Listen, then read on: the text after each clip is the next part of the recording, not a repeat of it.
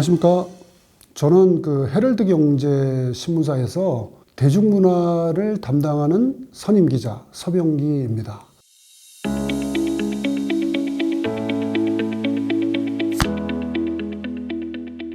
(2020년은) 우리나라 트로트 역사에서 굉장히 중요한 해입니다.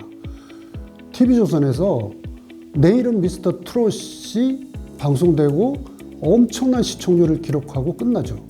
거기 초대 진으로 탄생한 아티스트가 임영웅 씨예요.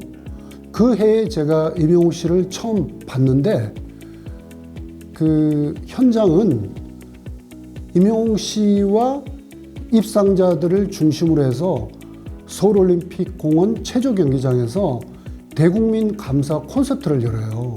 거기서 제가 운 좋게도 앞좌석에서 직접 볼 수 있는, 직관할 수 있는 기회를 얻었기 때문에 임영웅 씨를 볼 수 있었는데, 사실 그때가 굉장히 코로나가 굉장히 심각한 상태였거든요. 그래서 서울 공연이 어떤 주는 연기가 되고 이렇게 취소가 되는 경우도 있었는데요. 제가 가려고 하는 그 기간 동안에는 마침 운 좋게도 공연이 열리는 주였어요. 그래서 임영웅 씨를 볼 수 있는 기회를 얻었는데, 첫인상을 말씀드린다면 저는 편안한 후배 또는 동생을 보는 그런 느낌이었습니다. 그러니까 연예인을 보는 그런 느낌보다도 그냥 이웃집 동생, 동네에서 볼 수 있는 그런 선량한 그런 친구를 보는 그런 느낌을 들었던 것 같습니다.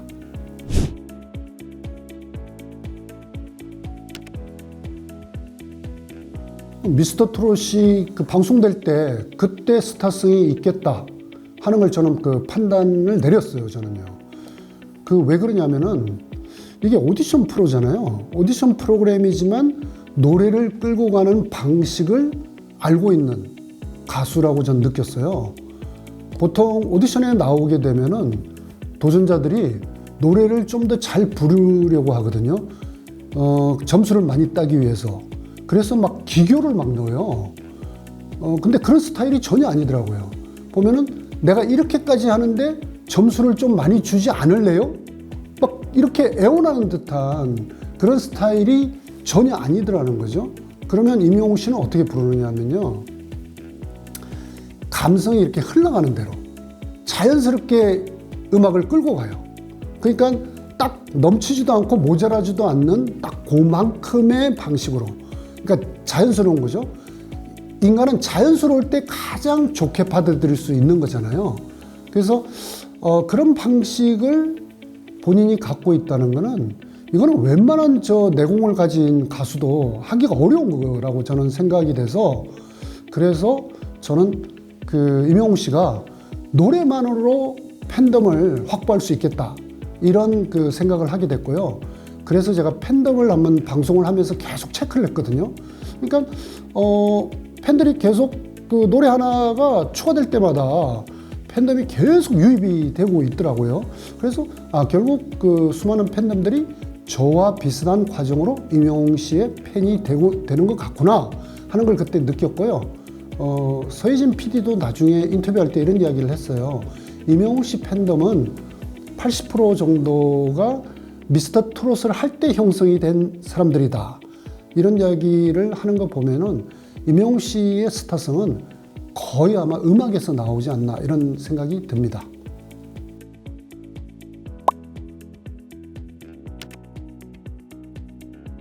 임영웅은 새로운 팬덤 문화를 만들었다고 제가 그런 말씀을 한 것 같거든요. 보통 팬덤은 아이돌 팬덤이 유명하잖아요. 그래서 기존 아이돌 팬덤 문화를 보면은 대체적으로 젊은 세대, MZ세대라고 그러죠. 젊은 세대 중심으로 형성이 됐다면, 임영웅 씨가 등장하면서 소위 신중년층이라고 그러죠. 이분들이 새로운 소비 주체 세력으로 등장을 했다, 이런 의미를 갖고 있어요. 그래서 이들을 어떻게 부르냐면은 팬슈머라고 그러죠. 팬인데 소비 세력으로 등장해서 팬과 그 소비자를 합친 팬슈머라고 말하기도 하고 또 뭐 58세대 뭐 이렇게 부르기도 하고요. 여러 가지로 불리면서 그 소위 문화 소비 세력의 주체로 등장했다. 젊은 세대에 비해서 이들의 목소리가 크지 않았는데 임영웅 씨라는 그 콘텐츠를 통해서 신중년들이 자신의 취향도 한번 확인하고 또 자신의 목소리도 낼 수가 있는 그런 기회가 제공됐다는 그런 의미를 갖고 있다. 그래서 대중문화 소비 문화에 있어서 굉장히 중요한 의미를 차지하고 있다. 이렇게 말할 수 있을 것 같습니다. 임영웅 팬들의 특징을 보면요. 이분들이 이제 신중년이라고 이렇게 뭉뚱그려서 이야기하는데 자신의 존재를 확인하는 데 있어서 그 젊은 그 팬들하고는 차이점이 좀 많이 있습니다. 그 이들의 나이가 주로 이제 40대, 50대, 60대들이 굉장히 많은데 이들 팬들 중에서는 사회에서 보면은 굉장히 전문직 종사자들이 많고요. 그리고 그 뭐 돈도 많이 있어요. 젊은 세대보다. 그래서 소비의 어떤 주체로 등장하기가 굉장히 좋고요. 그리고 적극적인 팬 활동이 가능해요. 실력이 있기 때문에. 그래서 임영웅 씨의 어떤 가수로서의 모습과 인간으로서의 모습을 그 모두 좋아하면서 그분들이 어떤 그 팬 활동을 하면서 인생을 좀 더 풍요롭게 살 수 있었다. 이런 이야기를 하거든요. 말하자면 임영웅 씨를 통해서 신중년들이 라이프 스타일이 새롭게 그 새로운 라이프 스타일을 가지게 됐다. 이 굉장히 의미가 크지 않습니까? 우리가요, 어떤 누구를 그냥 조건 없이 이유 없이 좋아하게 되잖아요. 그렇게 되면은 그 마음속에 내적 그 충만함을 가지게 됩니다. 그런 기분은요, 그 말로 표현할 수가 없어요. 그거는 그런 그 자기가 좋아하는 사람을 가지게 되는 경험을 한 사람만이 이야기를 할 수가 있거든요. 그러니까 그 기분을 전해 들은 사람은 반드시 임영웅 같은 그 스타를 좋아하게 되는 그런 기회를 가져보시기를 제가 당부드리고 싶어요.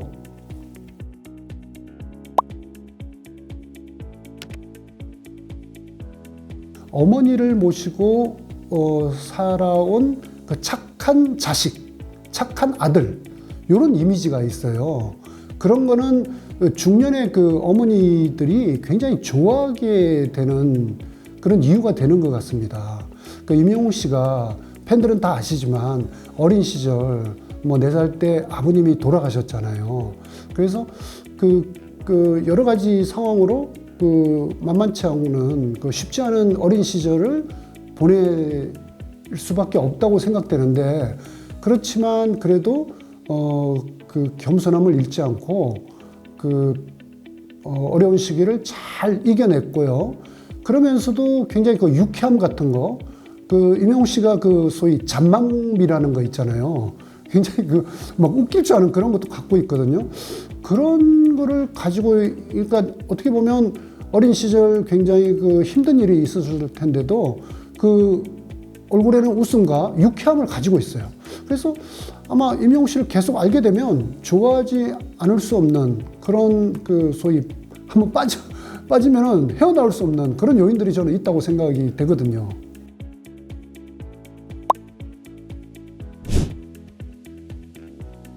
임영웅 씨의 가창법을요, 그 한마디로 말하면 그 여백을 활용하는 가창법이라고 그런 이야기를 해요. 그 조영수 작곡가님도 그런 이야기를 하신 적이 있는데, 우리 동양화를 보면요, 이렇게 붓으로 이렇게 한 두세 번만 터치해도 그림이 되잖아요.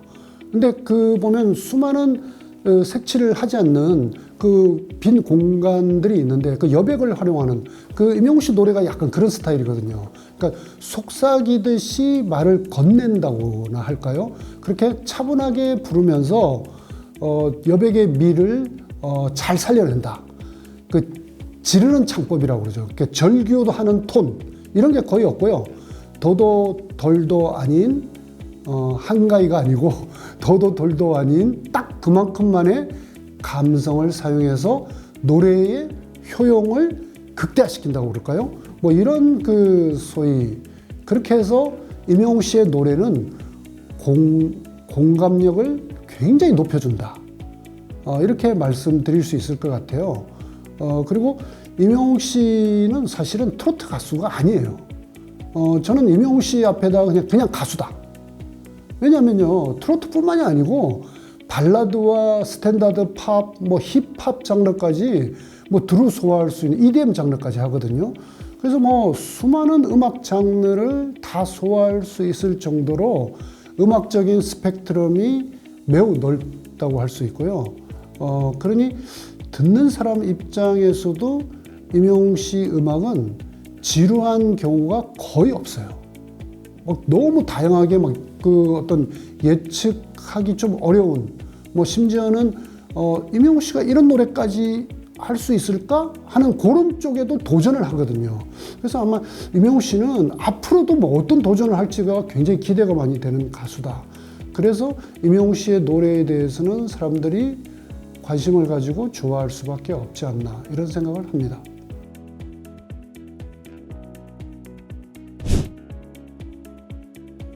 저는 임영웅 씨에게 나훈아 씨의 길을 갔으면 좋겠다, 조용필 씨의 길을 갔으면 좋겠다, 이렇게 둘 중에 하나를 선택하시라고 추천하고 싶지 않아요. 왜냐하면 임영웅 씨는 노래의 어떤 장르적인 소화력이나 이런 게 너무나 다양하기 때문에 임영웅 씨의 그 방식을 따르라고 말하고 싶어요. 뭐냐면 트로트만 주로 부르는 가수도 아니고요. 심지어 영미 팝의 샘 스미스 노래를 부르는 거 보고 제가 정말 깜짝 놀랐어요. I'm Not the Only One을 샘 스미스하고는 전혀 다른 방식으로 소화를 해내거든요. 그것은 임영웅 씨가 그 노래를, 가사를 정말 잘 이해하셔가지고 그거를 그 감성 그대로 소화할 수 있는 힘이 있는 것 같아요. 그러니까 트로트의 영역이 아니라 전혀 다른 영역에 와서도 그런 그 힘과 또 차별화된 해석력을 발휘할 수 있다는 것은 어떤 나훈아 씨나 조용필 선배님들 위대하신 그 두 분의 어떤 한쪽 길의 어떤 가라는 그렇게 갔으면 하는 그런 추천보다는 그냥 임영웅 씨 길을 따라라. 요게 제가 추천하는 어떤 방법입니다.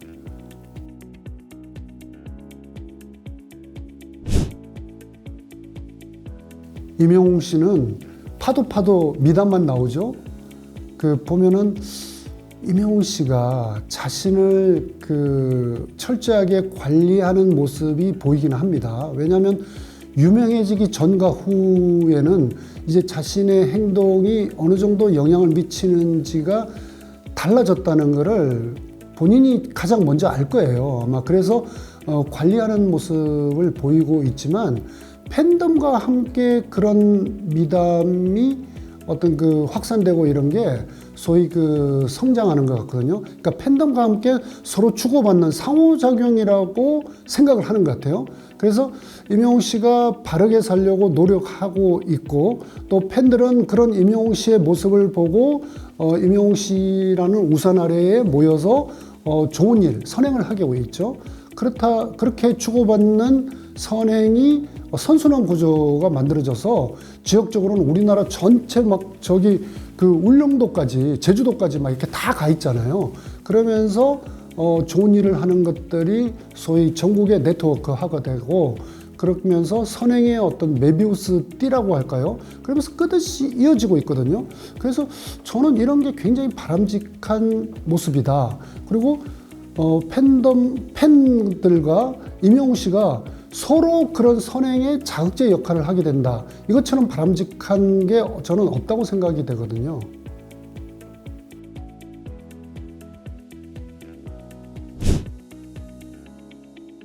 임영웅 씨는요, 방송 프로그램, 오디션 방송 프로그램으로서 떴잖아요.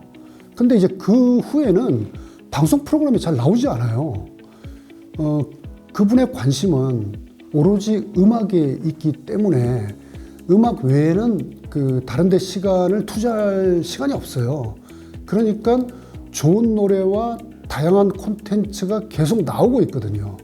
또 공연에서도 보면은 새로운 콘텐츠를 계속 보여주고 있어요. 이게 그 직업인으로서도 이런 것들은 가장 올바른 자세가 아닌가. 그 임용 현상이 현 그 세대들에게 미친 영향은 자기 본분에 충실해야 되는 거 아닌가. 굉장히 단순한 것 같아요. 그런 것들을 임영웅 씨가 잘 보여주고 있고요. 임영웅 씨는 지금 이 구조로 계속 가시면 될 것 같아요. 왜냐하면 그러니까 우리 국민들도 자기 본분에 충실하는 모습을 임영웅 씨를 통해서 좀 느껴봤으면 하는 그런 생각이 제가 들거든요. 임영웅 현상이라고 있죠. 저는 그것을 임영웅의 힘이라고 책 제목으로 사용을 해서 이 임영웅 힘은 어디서 왔는지, 또 그리고 임영웅 팬덤을 어떻게 그렇게 크게 형성할 수 있었던지, 그리고 임영웅 팬덤은 굉장히 강하거든요. 응집력이 굉장히 강한데 그런 요소를, 그런 현상을 가능하게 한 힘은 또 무엇인지, 그래서 기존에 없는 그런 임영웅의 현상을 한번 제 나름대로 시각에서 분석을 해서 이 책 안에 담았다고 볼 수 있습니다.